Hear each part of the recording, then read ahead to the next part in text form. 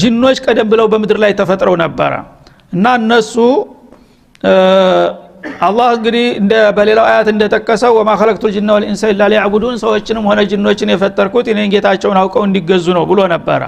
የመጀመሪያ መሞከሪያ የሆኑት ጂኖች ተተፈጠሩ በኋላ የተፈጠሩለትን አላማ ፈጥነው ነው የረሱት ማለት ነው ብዙ ሳይቆዩ ገና ሰዎች ሳይመጡም ተፎካካሪ ሳይኖር ብቸኛ ባሮች ሆነው ይያሉ ጌታን በመገዛትና በማምለክ ፈንታ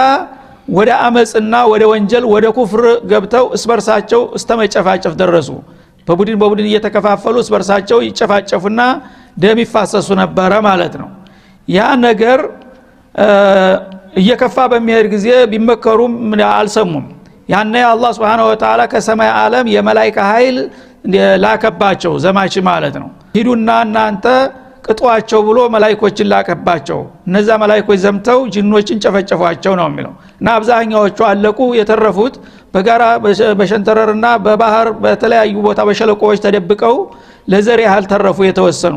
ያኔ ለናሙና ኢብሊስንም ማርከው ወደ ሰማይ ይዘው ተሄዱ ነው የሚባለው የታሪኩ ብዙ ጊዜ በቁርአን በግልጥ የተነገረ ነገር አይደለም ግን በተለምዶ የሚባለው እንደዚህ ነው ስለዚህ እነዚህ ጂኖች ቀደም ብለው በመምጣታቸው የምድር ባለቤት ነበሩ ኋላ ግን ብቃት አልታየባቸውምና እንደገና ይሄንን የአላህን አደራ ለመጠበቅ የጌታን ተውሂድ ለማራመድ እንደ ሰዎች መምጣት አለባቸው ተብሎ በጂኖች ፈንታ የተተካ ተብሎ ተተርጉሟል ማለት ነው